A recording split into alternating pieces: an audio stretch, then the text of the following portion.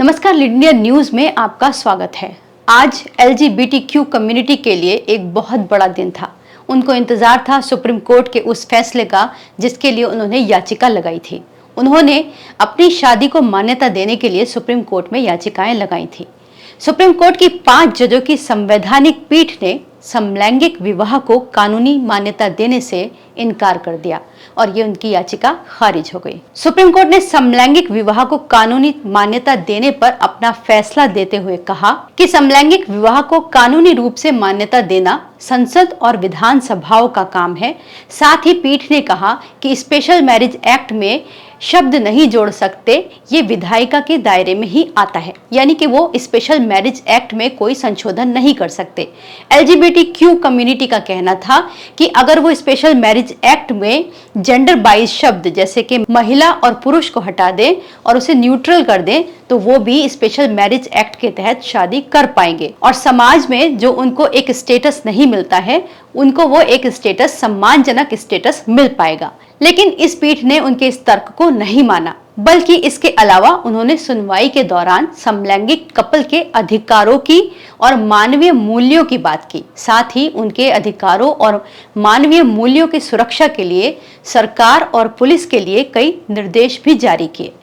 इसमें chief justice of India DY Chandrachud, जो कि इस संवैधानिक पीठ में थे, उन्होंने कहा कि सरकार को क्वियर कपल के अधिकारों की पहचान करनी चाहिए ताकि ये कपल बिना किसी परेशानी के एक साथ रह सकें।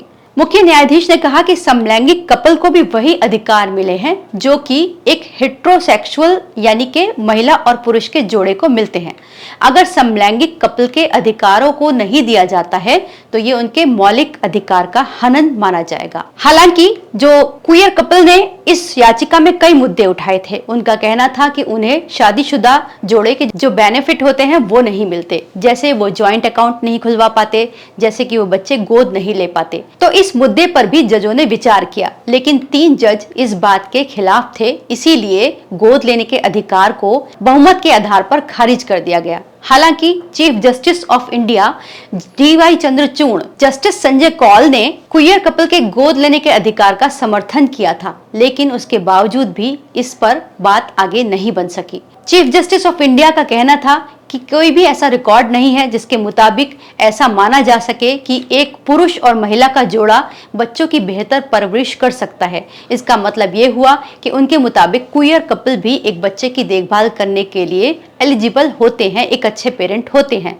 लेकिन जब बात जजों के मत की आई तो 3-2 के बहुमत से ये मत खारिज हो गया। इस पर chief justice Ravindra Bhatt, justice PS Narasimha और जस्टिस हिमा कोहली ने इस गोद लेने वाले तर्क का विरोध किया था। अब हम बात करते हैं कि आखिर ये सब मामला पहुंचा कैसे। साल 2018 में जब सुप्रीम कोर्ट ने समलैंगिक रिश्तों को अपराध की श्रेणी से मुक्त किया, उसके बाद ही ये सब खुलकर सामने आने लगे और इन्हें भारत में भी स्वीकार्य दृष्टि से देखा जाने लगा। उसके बाद कई सारी याचिकाएं कोर्ट में दाखिल हुई ताकि ये लोग शादी कर सके। इसके लिए अप्रैल में अलग अलग कोर्ट में कई याचिकाएं दायर हुई, जिन्हें फाइनली मई के अंदर सुप्रीम कोर्ट के अंदर ट्रांसफर किया गया और इनकी 10 दिनों तक सुनवाई चली। इसके बाद वहां पर फैसला सुरक्षित रख लिया गया। इसके बाद उन्होंने इस मामले को 5 जजों की संवैधानिक पीठ को सौंप दिया, जिसमें चीफ जस्टिस ऑफ इंडिया भी शामिल थे। इसी मुद्दे पर 17 अक्टूबर को इस पीठ ने फैसला देते हुए कहा कि अगर समलैंगिक जोड़ा विवाह की इच्छा रखता है तो वो खुद की पहचान ट्रांस मैन या फिर ट्रांस वुमेन के तौर पर दर्ज कर सकता है और उसके बाद वो स्पेशल मैरिज एक्ट के अंतर्गत शादी कर सकता है। लेकिन इस विषय पर लगभग 35 कानूनों में संशोधन करना मुश्किल है। तो इसी तरह से ये बात आगे बढ़ती रही। समलैंगिक जोड़ों का तर्क था कि उन्हें मैरिटल स्टेटस नहीं मिल रहा है, जिसकी वजह से वो कई कानूनी दिक्कतों का सामना करते हैं। जैसा कि कोर्ट ने भी कहा कि ये जो मुद्दा है वो संसद का और विधायी मुद्दा है, तो इस पर वो ज्यादा कुछ नहीं कहेंगे, इस पर उन्हीं का काम है। सरकार का भी इस पर जो तर्क था वो भी आपके लिए जानना जरूरी है। सरकार का मानना है कि ये सामाजिक और कानूनी विषय है जिस पर संसद में चर्चा होनी चाहिए।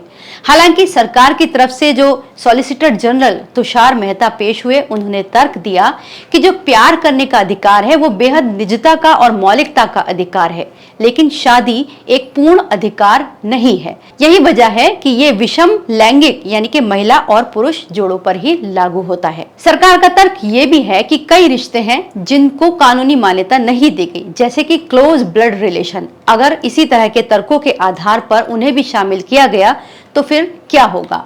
इसी तरह समलैंगिकों की शादी को कानूनी मान्यता देने से ज्यादा अच्छा है कि उनके मानवीय पहलू और अधिकारों की बात की जाए। उनकी सुरक्षा और पहचान के लिए सरकार ने मानवीय पहलुओं से जुड़ी चिंताओं के हल के लिए सीनियर ब्यूरोक्रेट्स और कैबिनेट सचिव की अध्यक्षता वाली एक कमेटी बनाने का प्रस्ताव दिया, जिसे संवैधानिक पीठ ने स्वीकार करते हुए कहा कि कई बार कुछ शुरुआत बहुत छोटी लगती हैं, लेकिन आगे चलकर भविष्य में वही मील का पत्थर साबित होते हैं।